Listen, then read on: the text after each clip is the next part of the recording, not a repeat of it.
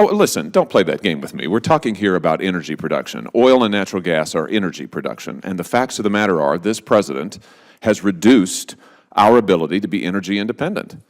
Thank you, Senator Hawley. Thank you, Mr. Chairman. Thanks to the witnesses for being here. Assistant Secretary Light, if I could just start with you.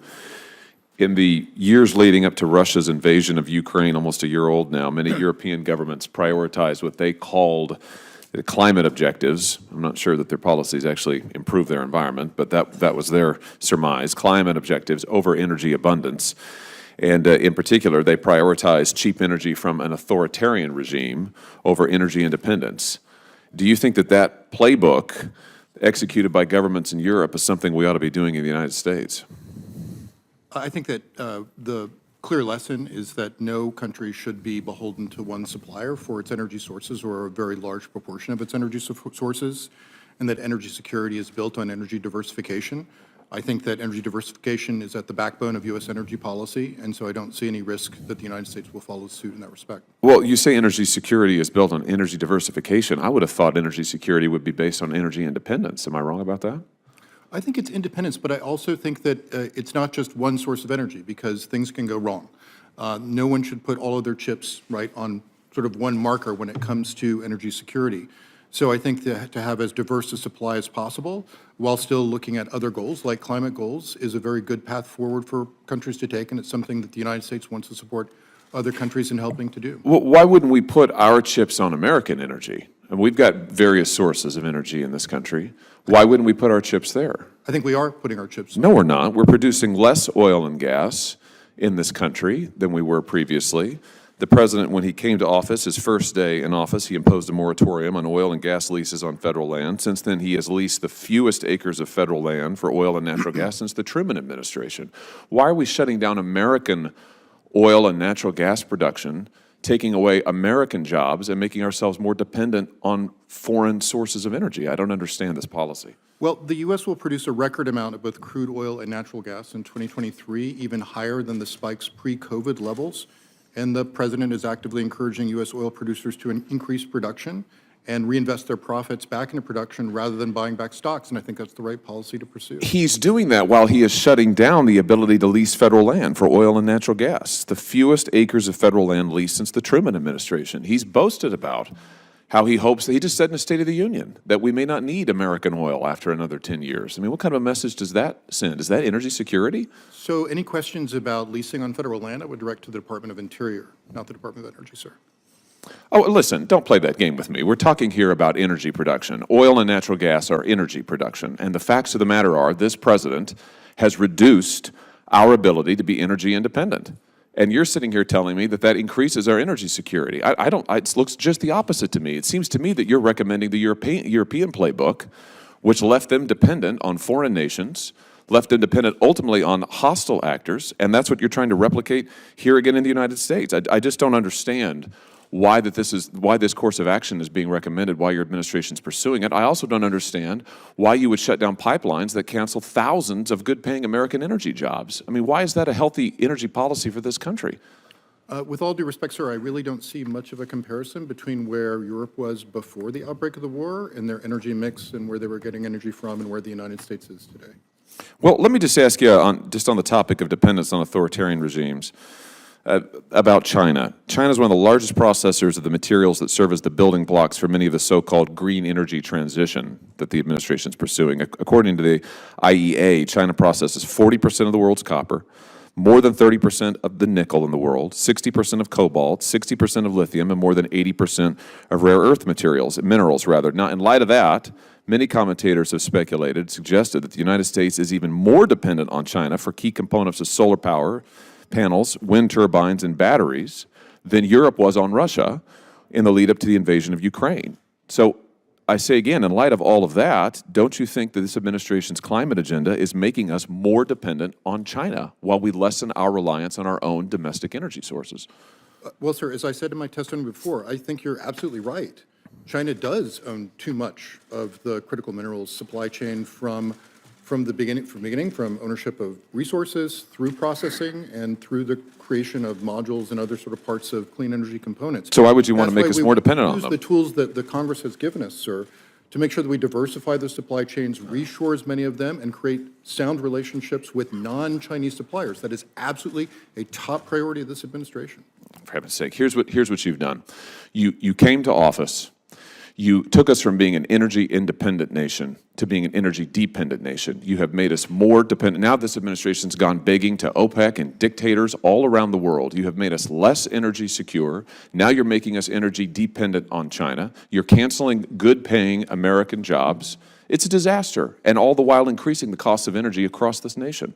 It is an absolute disaster, and I can't imagine why, in light of what happened in Ukraine, we would want to replicate those disastrous policies here. Thank you, Mr. Chairman. Mr. Turk, you're familiar with the Manhattan Project, I assume? I am. Are you familiar with the effects of the Manhattan Project's radioactive waste on school children in Missouri? I'm familiar with not only school children in Missouri, but we've got projects all across our country. We've got an environmental management program, about $8 billion a year, that works on those efforts. Great. Well, let's talk about Missouri, if we could. In the Hazelwood School District in the St. Louis area, I hope that you're aware that radioactive material has been found in Coldwater Creek, which runs right near Jana Elementary School. Are you familiar with this? I am. I've had several conversations with our team on this. Good. Well, you'll be aware then that radioactive material has been found within 600 feet of Jana Elementary School. Coldwater Creek has long been a site designated with radioactive waste and material. Again, it goes through the school district. There are multiple schools in the Hazelwood School District. There was private testing done in Jana Elementary itself, in the school building itself, paid for by private parties, that found radioactive material in the building. On the basis of this, the Jana Elementary School is now closed. The school board took the very difficult decision of having to close that school. Those students have been sent home. They're now distance learning, which, as we've learned through COVID, is really not much learning at all. You've got working parents who now have kids at home, not able to learn, all closed down. I have asked the U.S. Army Corps of Engineers to do additional testing on Jana Elementary. They have refused. The school district has asked them to do additional testing. They have refused. The school district has now written to your department asking DOE to authorize testing of Jana Elementary and every other school in the Hazelwood School District. Have you seen their letter, or they sent it to you a week ago? So I have seen their letter. We've talked about it and eager to work with you and your staff on this. Okay, does that mean you'll be doing the testing?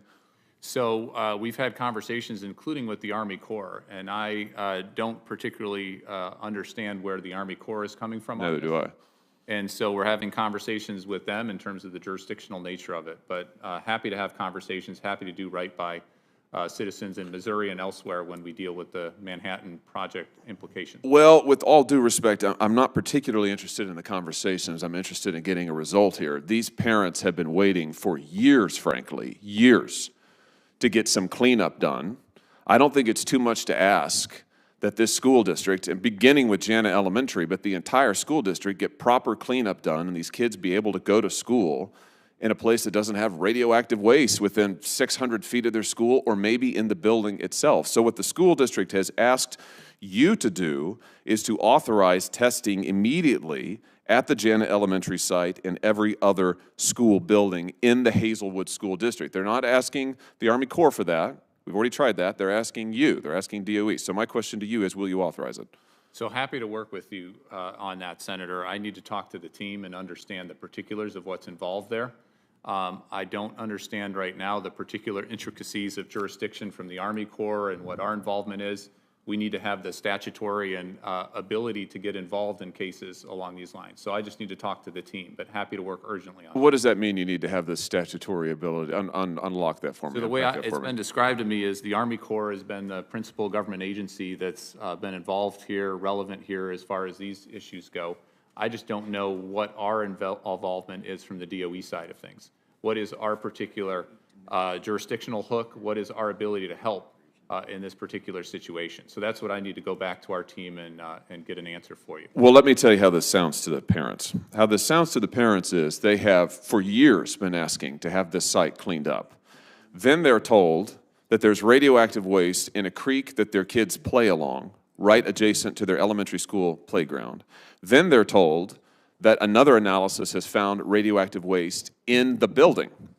Then they're told that their school will be closed and their kids are sent home. So now the parents are wondering, have the kids been exposed to radioactive material? The kids are now at home, not able to learn. And what they hear from the federal government is, and I've gotten the same runaround, oh, we're not sure, oh, we don't know. The Army Corps says, oh, I'm not sure we have authority to do any testing. You say you don't know what your statutory authorizations are. Can we get some people in a room together and figure this out so that we can get this school tested and get it reopened? And if you're sensing a certain impatience in my voice, it's because I'm very impatient about this. I'm a parent too and can certainly appreciate and understand. Well, let's do something about it. Happy to get in a room, happy to do it with the Army Corps. We got the letter just a few weeks ago. We've already had several conversations about what we can do to help from the DOE side. Well, if you got it weeks ago, I mean, why is it that you don't have anything for me today?